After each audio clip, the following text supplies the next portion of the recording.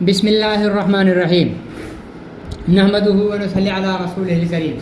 محترم سامعین اکرام، کچھ چند وجوہات کی وجہ سے 7ویں قسط آپ حضرات کے سامنے پیش کرنے میں تاخیر ہوئی، اس کے لیے معذرت خواہ ہوں۔ آئیے تحریک ختم نبوت 1934 تا 1953 کی 7ویں قسط آپ کے سامنے پیش کی جاتی ہے، سماعت فرمائیں۔ دیہات سدھار۔ قادیان میں نام نہاد خلیفہ صاحب کے مکان یعنی قصر خلافت اور خلافت کے متعلقہ دفاتر کے گرد و پیش تو اچھی صفائی رکھی جاتی، مگر عوام کے مکانوں کے آس پڑوس اور گلی کوچوں میں کوڑے کرکٹ کے ڈھیر مرزائیت کی طرح بکھرے نظر آئے تھے۔ مسلمانوں، ہندوؤں اور سکھوں کی آبادی میں صفائی کا اچھا انتظام نہ تھا۔ جب میں کانگریسی تھا تو دیہات سدھار کا پروگرام میرا محبوب مشغلہ تھا۔ میرے دل نے فیصلہ کیا کہ مجھے خلق خدمت کے جذبے سے کام شروع کرنا چاہیے۔ پہلے تو میں نے اپنے ہاتھ سے اپنے ہی مکان کو صاف کرنا شروع کیا۔ مکان کی چھت سے لے کر نالی تک کو صاف کیا، حتیٰ کہ باہر دروازے کو جھاڑ پھونک کر صاف کیا۔ ہمسایہ مرزائیوں کے مکان اور میرے مکان کے نالی دونوں مکانوں کے باہر ایک گڑھے میں پڑتی تھی۔ گلی میں کوئی فرش نہ تھا۔ اس گڑھے میں غالباً مرزا غلام محمد قادیانی کی نبوت کے زمانے سے گندا پانی جمع ہو رہا تھا۔ نیلے رنگ کی متعفن کھاد میں بلبلے اڑتے تھے۔ ہوا کے جھونکے جب اس بدبودار کیچڑ کو چھو کر گلی میں گزرتے تو محلے داروں کی مزاج پرسی کر لیا کرتے تھے۔ میرے مکان کے دروازے پر اس نامعقول گندے گڑھے کا وجود بھی میرے دیہات سدھار کے احساسات کو جھنجھوڑتا تھا۔ ایک روز میں نے حوصلہ سے کام لیا اور آستین چڑھا کر دونوں ہاتھ اس گڑھے میں ڈال دیے۔ الامان والحفیظ، بدبو کا دماغ سوز بھبوکا اٹھا، میری آنکھوں میں پانی آ گیا، سر چکرا گیا۔ دل نے کہا یہ قادیانی نبی کی بستی ہے، اپنا کام کرو، ادھر مت جھانکو۔ میرے ہاتھوں میں کوہنیوں تک نیلے رنگ کے دستانے چڑھے تھے۔ میں کام میں لگا ہوا تھا کہ ہمسائی نے اپنا دروازہ کھولا۔ مجھے دیکھتے ہی فکرہ چست کیا، کہنے لگی ہم نے سمجھا تھا یہ احراری مولوی ہیں، آج معلوم ہوا کہ یہ تو بھنگیوں کے خاندان سے متعلق ہے۔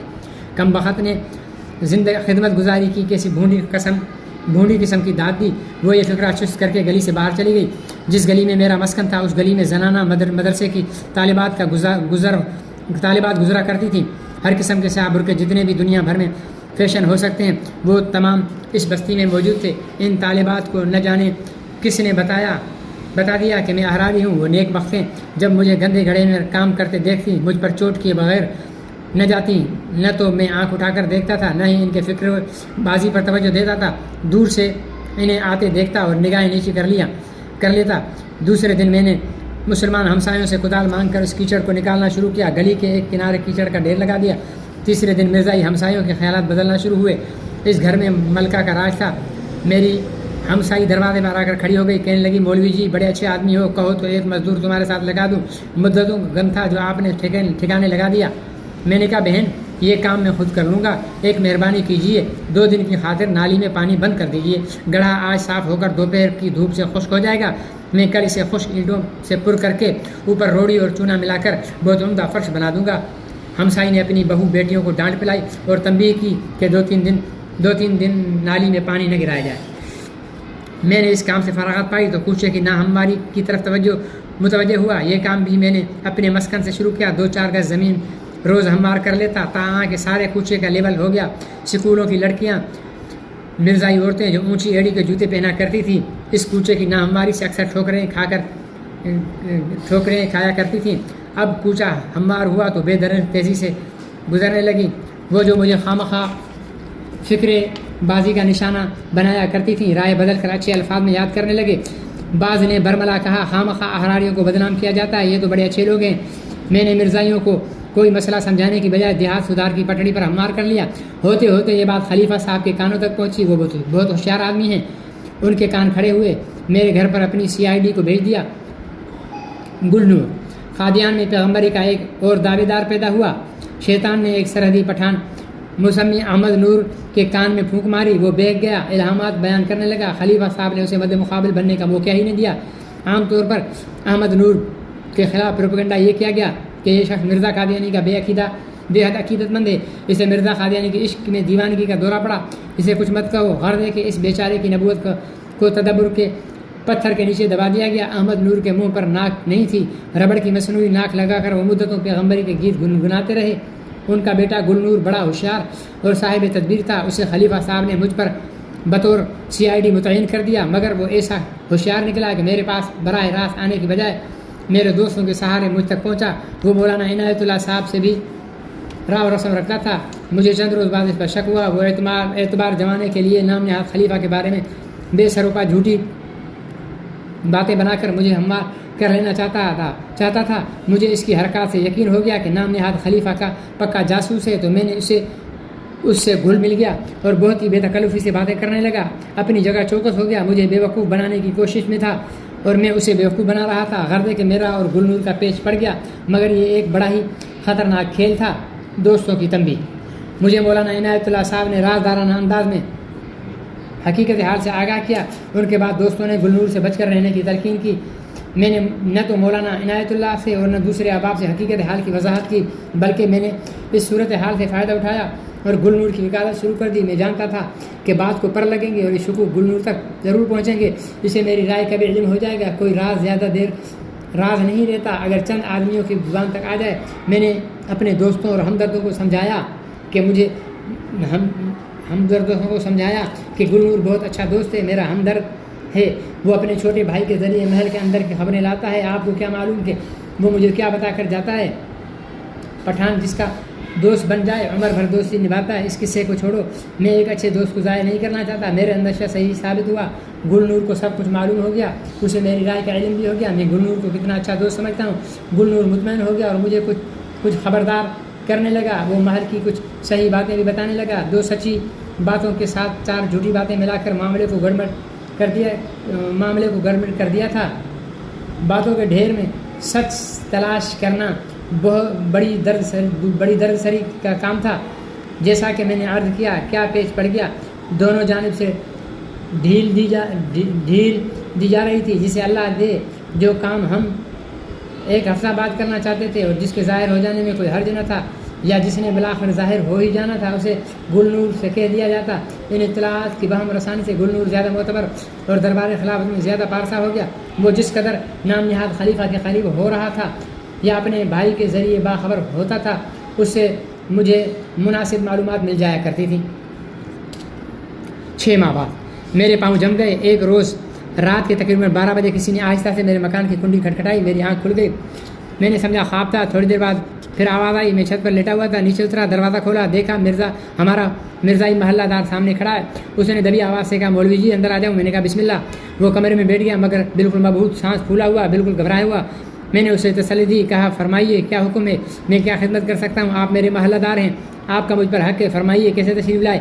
کہنے لگا، ہم بڑی مصیبت میں، شکایت نہیں کر سکتے، یہاں ہماری آبرو محفوظ نہیں، مگر ہم اف تک نہیں کر سکتے۔ میں نے کہا تنہا آپ کے ساتھ یہ سلوک کیوں ہے؟ اس نے کہا یہاں اکثر لوگ زخمی ہیں، نام نہاد خلیفہ صاحب کے کارندے کھلے بندوں بے عزتی کرتے ہیں، آگے کچھ سنوائی نہیں ہوتی۔ میں نے اس سے کریت کر دکھیا، مظلوم اور دل برداشتہ لوگوں کے نام اور پتے دریافت کیے۔ وہ مجھے بتا بھی رہا تھا اور ہاتھ باندھ کر یہ بھی کہتا تھا کہ میری آمد کا کسی کو پتہ نہ چل جائے۔ جب وہ شخص باتیں کر کے میرے ہاں سے اپنے گھر کی طرف چلا تو میں نے دیکھا کہ وہ بار بار پلٹ کر دیکھ رہا تھا، اس پر خوف طاری تھا، پاؤں ڈگمگا رہے تھے۔ تب مجھے معلوم ہوا کہ قادیان کی بستی میں غلام احمد کے ماننے والوں پر کیا گزرتی ہے۔ بہرحال اس کے بعد کام کی راہیں ہموار ہو گئیں۔ مرزا محمود کی سخت گیری۔ نام نہاد خلیفہ محمود بڑا سخت مزاج، خطرناک، منتقم اور سخت گیر انسان تھا۔ انہیں کسی اپنے مرید پر شک ہو جائے تو سمجھیے کہ اس غریب کی شامت آئی۔ دفتر امور عامہ کے باہر بلیک بورڈ لگا ہوا ہے، جو شخص زیر عتاب ہو اس پر شخص مذکور کا نام لکھ کر آگے بائی کارڈ لکھ دیا جاتا تھا۔ پھر کیا تھا، ایک ہی شخص کی وساطت سے کتنے اوروں کا کھانا تباہ ہوتا تھا۔ ذرا زاروس کے ہاں جس طرح جاسوس لگا دیے جاتے تھے تقریباً وہی طریقہ قادیان میں رائج تھا۔ ہر شخص کو اپنی جگہ بڑا چوکس رہنا پڑتا تھا۔ اس صورتحال نے مرزائیوں میں منافقت کا ذہن پیدا کیا۔ اس طرح قادیان کی چھوٹی سی بستی جس کی آبادی 12-14 ہزار نفوس سے زیادہ نہ تھی، سیاسی داو پیچ کا اکھاڑا بن گئی اور ہر مہرے پر مرزا محمود کا ہاتھ تھا۔ وہ مہروں کو ہٹاتا، بڑھاتا، پٹواتا، کوئی اس کا ہاتھ نہ روک سکتا۔ ایسے شاطر کو میدان کھلا مل جائے، پھر اس سے کون بازی جیتے۔ میرے لیے اس صورت حال نے مشکل کی بجائے آسانیاں پیدا کر دیں. مجھے پٹے ہوئے مہروں کو جمع کرنے کا موقع مل گیا. میں نے سوچا کہ یہی پٹے ہوئے مہرے اپنی بساط کی رونق بن سکتے ہیں. مرزا محمود کی مخالفت. قادیان کے غیر مرزائی یعنی مسلمان، ہندو اور سکھوں کو تو نام نہاد خلیفہ نے مخالف بنا ہی لیا تھا. وہ تو سب کے سب خار کھائے بیٹھے ہی تھے. خود مرزائیوں کو نام نہاد خلیفہ صاحب سے نفرت ہو چکی تھی. بعض شریف آدمی جو واقعی نبوت کے دھوکے میں بیعت کر بیٹھے تھے زندگی کی نازک گوشوں میں زخمی ہو گئے. ان میں بعض ایسے بھی تھے جو نمایاں حیثیت کے مالک تھے، زخم کو برداشت نہ کر سکے، چیخ اٹھے، مقابلے پر آمادہ ہوئے. مگر مرزا محمود کا سخت گیر نظام، سرکار کی پشت پناہی، آگے کوئی سہارا نظر نہ آیا تو پیچ و تاب کھا کر خاموش ہو گئے، مگر زخمی سانپ کی طرح اندر ہی اندر گھولتے رہے. قادیان میں جب پہل مجلس احرار نے قدم رکھا، مشکلات تھی. مٹھی بھر غریب مسلمان احرار کی نیت تھی، فوج تھی. یہ لوگ غریب تو تھے مگر خوبیوں کے مالک تھے. یہ لوگ بڑے بہادر اور جانثار تھے. میاں عبداللہ مسلمانوں کی مسجد کے امام اور بڑے باہمت، سمجھدار، باحیثیت مسلمان تھے. مرزائیوں کے محلے میں ان کا اپنا 2 منزلہ مکان تھا. ان کے علاوہ ماسٹر عبداللہ ایک باحیثیت آدمی، بڑے ہمدرد، احرار کے خدمت گزار تھے. شیخ برادری کے چند گھر تھے. غردے کے قادیان کی مسلمان آبادی جن میں نائی، دھوبی، چھوٹے دکاندار، دردی، رنگریز جو بھی تھے، احرار کے ہمدرد، کارکن اور رضاکار، سبھی کچھ یہی لوگ تھے. ان لوگوں کا خلوص اور ختم نبوت کا پختہ عقیدہ احرار کا بہترین سرمایہ تھا. یہی ہماری فوج تھی اور یہی ہمارا خزانہ تھا. انہی غریبوں میں عبدالحق نامی ایک نوجوان احرار کے جلسوں کا نوجوان بڑا دلیر تھا. ابتدا میں اس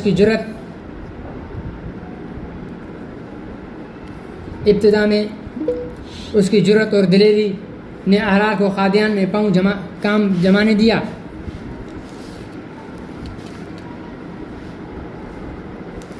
مسلمانوں، قادیان کا تاریخی مسلمان مولوی مہر الدین مرحوم مرزا غلام آجانی کے زمانے سے مرزائیت کے خلاف سفارہ تھا. غربت کے باوجود مولوی مہر الدین مرزائیت کا مقابلہ کرتے رہے. بارہا انہیں مرزائی بہادروں نے پیٹا، ڈرایا، دھمکایا، مگر وہ ڈٹے رہے. مولوی مہر الدین تو پھر بھی اچھے خاصے مناظر تھے. ان پڑھ ہونے کے باوجود مرزائیوں کو ایسا الجھاتے تھے کہ انہیں مولوی مہر الدین تو پھر بھی مولوی تھے، مگر یہ حقیقت معلوم کر کے مسلمانوں نے پاکستان حیران ہوں گے کہ قادیانی کے نائی اور سخے بھی رد مرزائیت کے سلسلے میں اچھے خاصے مناظر تھے. ان پڑھ ہونے کے باوجود مرزائیوں کو ایسا الجھاتے تھے کہ انہیں لاجواب ہو کر میدان مناظرہ سے بھاگنے میں عافیت ہوتی تھی. اچھا، پیچھے ایک لفظ غلط لکھا ہوا ہے. مسلمان پاکستان حیران ہوں گے کہ قادیان کے نائی اور سخے، قادیانی نائی سخی نے، قادیان کے نائی اور سخے.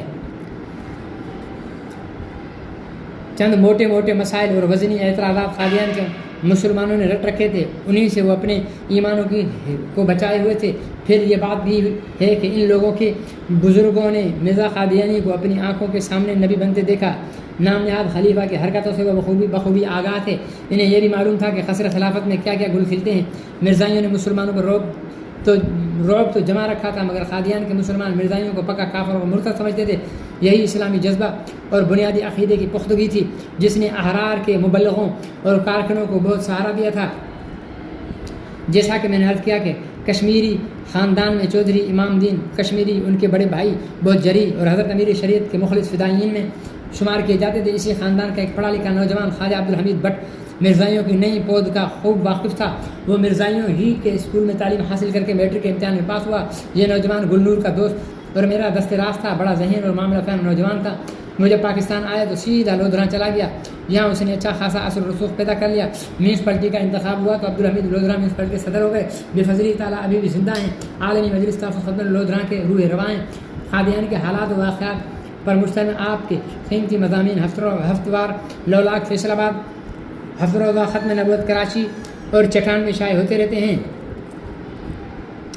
1974 کی تحریک ہائے ختم نبوت میں نمایاں کردار ادا کیا. بعض کتابیں بھی شائع کیے. اللہ رب العزت ان کو سلامت رکھے. مرتب قادیان کے مسلمانوں کی مختصر سی فہرست جس سے اندازہ لگایا جا سکتا ہے کہ مرزا محمود کے مقابلے میں احرار کی طاقت بظاہر آٹے میں نمک کے برابر تھی. چودھری افضل حق مرحوم مغفور لاہور میں بیٹھ کر قادیان کی ڈائری سے حالات کا مطالعہ کر رہے تھے۔ مولانا عنایت اللہ نے انہیں تبلیغی میدان کی کیفیت سے آگاہ کرتے ہوئے کبھی کبھار لاہور آ کر مرحوم سے ہدایات حاصل کر کے قادیان واپس چلے جاتے تھے۔ چودھری صاحب نے تبلیغی میدان کو وسعت دینے کا پروگرام بنا لیا۔ ایک مکان مولانا عنایت اللہ کے نام پر خریدا جا چکا تھا۔ اس سے فائدہ یہ ہوا کہ احرار قادیان کے باشندے بن گئے۔ دل میں خلوص اور ارادے نیک ہوں تو قدرت امداد کرتی ہے۔ انہی دنوں حضرت امیر شریعت سید عطا اللہ شاہ بخاری نے دہلی کی تبلیغ کانفرنس میں مسلمانوں نے دہلی سے قادیان کے محاذ کے لیے امداد کی اپیل کی۔ ایک مخیر اور نیک دل معزز خاتون نے زمین خریدنے کے لیے 6,000 روپے کا چیک بھی دیا۔ زمین خرید لی گئی، کچھ رقم اور آئی تو کچھ اور زمین خرید لی گئی۔ غرض ہے کہ احرار نے مضبوطی سے کفرستان میں جھنڈا گاڑ دیا۔ 7ویں قسط مکمل ہوئی، انشاءاللہ العزیز زندگی رہی تو کل ہم 8ویں قسط لے کر حاضر ہوں گے۔ تب تک کے لیے اجازت دیجیے۔ والسلام علیکم ورحمۃ اللہ وبرکاتہ۔